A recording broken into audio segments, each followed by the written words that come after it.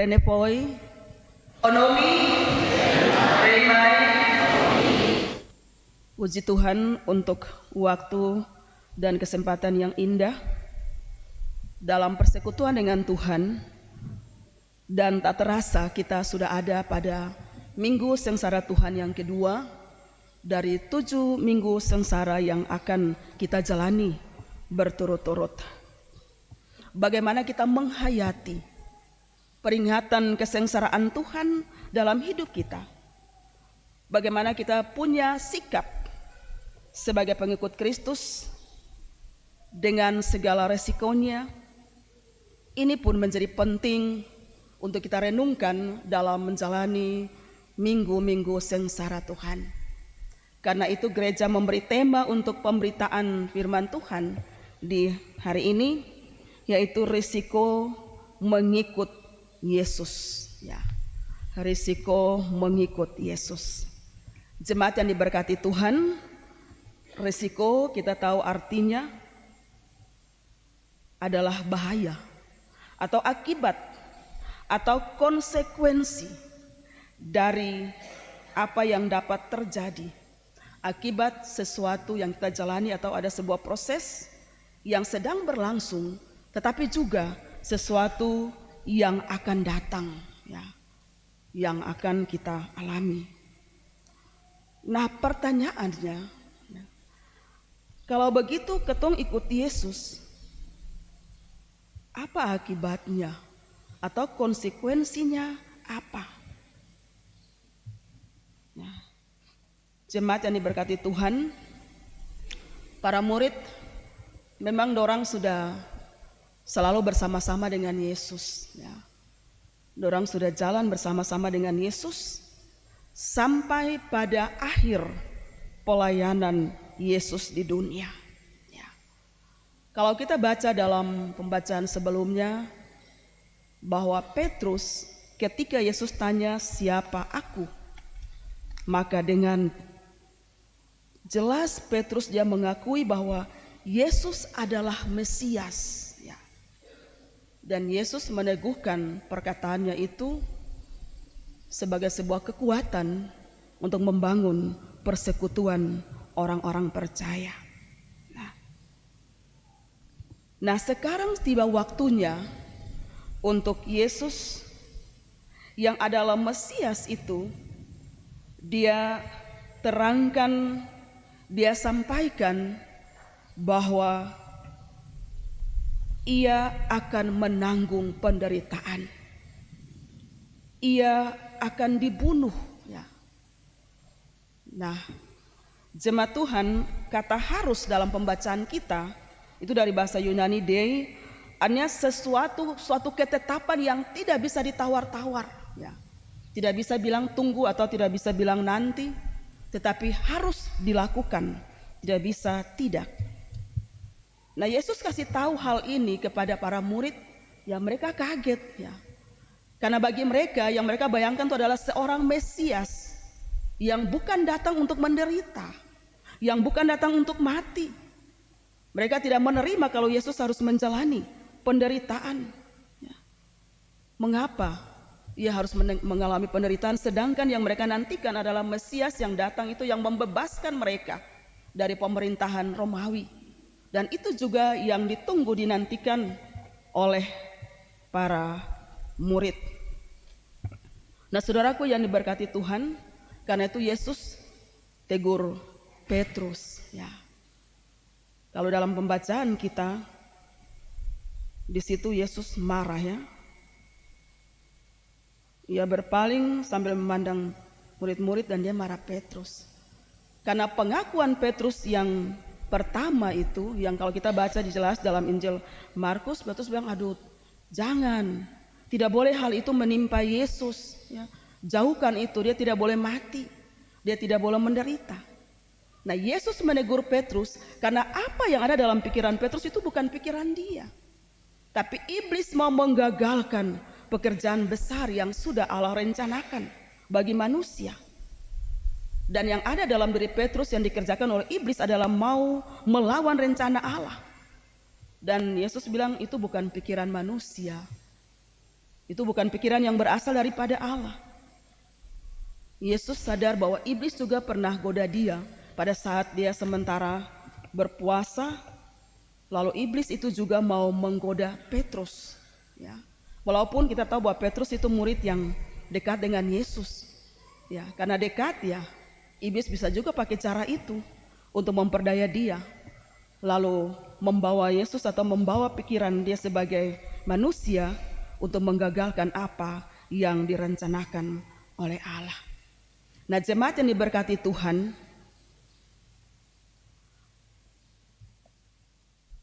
karena itu Yesus tegur dia, itu iblis yang pakai kol, ya. Itu bukan yang Allah rencanakan. Nah, jemaat Tuhan, konsekuensi atau resiko ikut Yesus, dikatakan Yesus bilang apa? Menyangkal diri. Ya, hal-hal yang menyenangkan kita. Kadang kepentingan-kepentingan pribadi kita, ambisi-ambisi kita, ketong tinggalkan. Yang ketong senang sementara itu bertentangan, ketong tinggalkan. Pikul salib. Ya. Orang melihat pikul salib itu kan lambang penderitaan, memang benar. Tapi di situ juga ada lambang kesetiaan dan kerendahan hati. Ada penderitaan di sana. Nah, namun penderitaan bukan karena hal yang salah yang kita lakukan. Nah, saudaraku yang diberkati Tuhan, percaya bahwa Yesus tidak izinkan sesuatu pun terjadi dalam kehidupan kita melebihi kekuatan kita, melebihi kemampuan kita. Ya. Ketika kita tidak mampu, disitulah Tuhan turun tangan. Tuhan sangat tahu batas kekuatan kita. Karena itu pengikut Kristus tidak perlu gentar dan takut.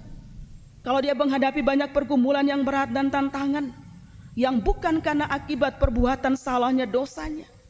Karena Yesus tahu sebatas mana kita kuat. Ya. Yesus tahu sebatas mana kita mampu untuk menghadapi kenyataan, tantangan, persoalan. Nah, jemaat Tuhan, karena itu ada risiko ikut Tuhan. Kalau kita mau diberkati, maka kita punya hidup juga harus benar di hadapan Tuhan.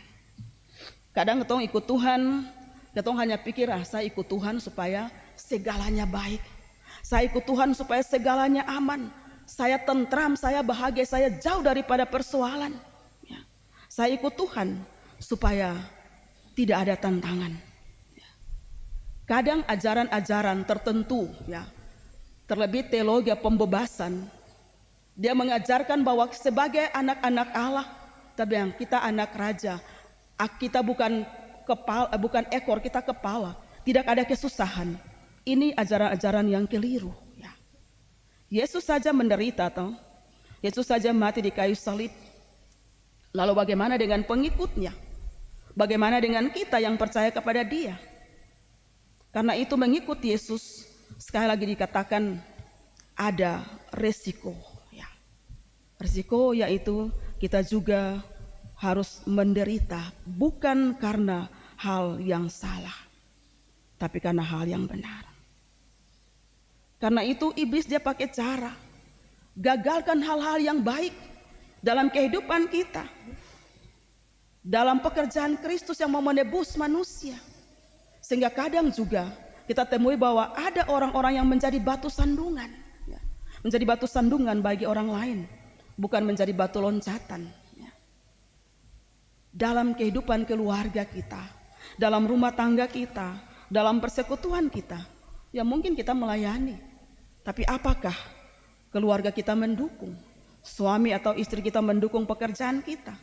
Kita melakukan sesuatu yang baik, tapi ada apakah kita didukung untuk melakukan itu?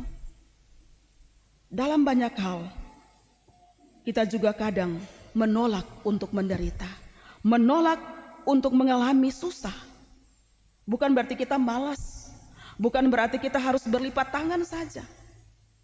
Tapi yang dimaksudkan adalah bahwa jangan kita berpikir bahwa mengikuti Yesus semua aman, semua tentram, semua baik-baik saja. Sutra ada sakit lagi kalau toh ikut Yesus. Itu bukan resiko mengikuti Yesus. Itu bukan resiko memikul salib. Karena itu jemaat yang diberkati Tuhan, orang-orang percaya, saat kita mengaku ikut Yesus, berarti juga kita mau menyangkal diri. Saya dulu orang paling tukang emosi ya. Saya suka marah-marah cepat, tinggalkan, berubah. Saya orang yang kadang suka menipu juga. Berubah untuk menjadi orang yang jujur. Saya juga orang yang suka menganggap diri lebih hebat, tidak bisa menahan diri terhadap hal-hal yang merugikan orang lain atau yang saya lakukan kadang juga bikin rugi orang lain. Saya tidak mampu kendalikan sapun diri. Berubah menjadi lebih baik, menjadi baru dalam Tuhan. Saudaraku yang diberkati Tuhan, memang ikut Yesus banyak tantangan. Ketong buat baik juga ada tantangan toh. Ketong punya maksud baik juga. Ketong kadang bisa difitnah juga. Ketong melayani juga. Kadang ketong tidak disukai juga. Ya, difitnah untuk hal-hal yang sebenarnya tidak benar. Ketong berusaha untuk menunjukkan yang baik juga. Kadang ketong tidak disenangi. Ya. Ketong bersedia untuk berkorban. Tidak selalu kita mengharapkan pujian hebat, tapi kadang juga orang bisa menjatuhkan kita. Ya. Kita tidak hanya mengharapkan kata-kata manis ketika kita melakukan sesuatu. Ya. Kita tidak mengharapkan pujian ketika kita jujur, ketika kita bekerja keras. Karena apa saudara? Karena kadang hal itu juga tidak dihargai. Ya. Tapi itulah risiko kita mengikuti Yesus. Hal itu bukan berarti membuat kita mundur, membuat kita kecewa, membuat kita sudah saya malas tahu, sudah kamu jalan sudah. Tidak. Kita tidak akan menyerah ketika kita melakukan sesuatu yang baik lalu ada tantangan. Ketika kita bekerja lalu kita difitnah untuk hal-hal yang tidak kita lakukan. Sekali lagi, itulah risiko pengikut Kristus. Ditolak juga, difitnah juga. Kita tidak boleh mundur, ya. Tetap semangat. Karena apa? Karena Tuhan kita bukan Tuhan yang menutup mata terhadap semua yang kita alami, semua yang kita jalani, semua yang kita pikirkan yang baik. Nah, saudaraku yang diberkati Tuhan, kalau Yesus dalam penderitaannya sampai mati di kayu salib, lalu ia bangkit pada hari yang ketiga, maka itu adalah tanda kemenangan. Ya. Tanda kemenangan bagi kita sebagai orang-orang yang ditebus. Jadi jangan kaget ya. Kaget kalau ketong tidak disukai ya. Kaget kalau kita difitnah. Kaget kalau hal-hal yang baik tapi tantangannya juga luar biasa beratnya. Iblis juga dia akan menggunakan bisa orang-orang terdekat, tapi juga bisa diri kita untuk merusak dan menggagalkan apa yang baik yang kita mau lakukan. Ya, dia pakai diri kita juga. Dia taruh dalam pikiran-pikiran kita, aduh saya ini tidak bisa buat apa-apa ya. Saya ini lemah, saya ini tidak bisa, ya saya tidak berarti. Dia membuat kita merasa seperti orang yang tidak berdaya. Lalu kita menyerah untuk tidak melakukan sesuatu yang sebenarnya kita bisa. Tapi ingat bahwa iblis juga dia pakai orang lain untuk menjatuhkan kita. Ya, untuk bisa membuat kita menjadi orang yang tidak percaya, orang yang khawatir, orang yang ragu-ragu. Nah saudaraku, Tuhan sangat sayang kita. Tuhan sangat mengasihi kita. Resiko mengikuti Yesus itu yang ada juga pada kita. Karena apa? Karena ada janji yang luar biasa bagi kita. Ya. Janji bagi orang-orang yang tetap percaya kepada Dia. Ada keselamatan yang Ia sediakan. Kalau Dia tidak bangkit ya, ketemu mau percaya apa? Ketemu punya kebanggaan apa sebagai orang-orang percaya yang percaya kepada Yesus? Ketemu ikut Yesus, ketemu harus hadapi resiko itu. Bukan hal-hal buruk yang kita cari, bukan kesusahan dan penderitaan yang kita cari, tapi kalau itu ada, jalani, tetap berserah kepada Tuhan. Percaya bahwa di balik setiap persoalan yang kita hadapi, di balik setiap tantangan yang kita hadapi, di balik setiap risiko yang berat pun yang kita hadapi, Yesus punya rencana bagi kita. Kita tidak melihat segala persoalan, tantangan, masalah. Saya sial ya, saya orang yang sudah tidak bisa bikin apa-apa lagi. Tapi justru di tengah-tengah tantangan, persoalan, masalah yang berat yang kita hadapi itu, Tuhan pun memakai kita untuk bersaksi bahwa saya bisa karena Tuhan, saya mampu karena Tuhan, saya bisa bekerja oleh karena Tuhan, saya bisa melayani oleh karena Tuhan.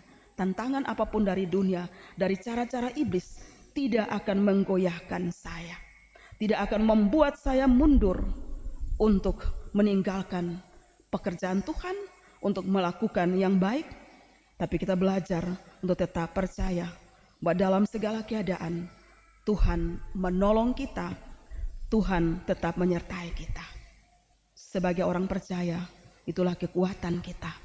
Janji itu kita pegang, karena kita tidak akan menjalani kehidupan ini sendiri, tapi kita menjalaninya bersama Tuhan yang mengasihi kita dan yang terus sedia untuk menolong kita. Biarlah ini juga menjadi perenungan bagi kita, menjadi kekuatan bagi kita dalam menjalani minggu-minggu sengsara Tuhan ini.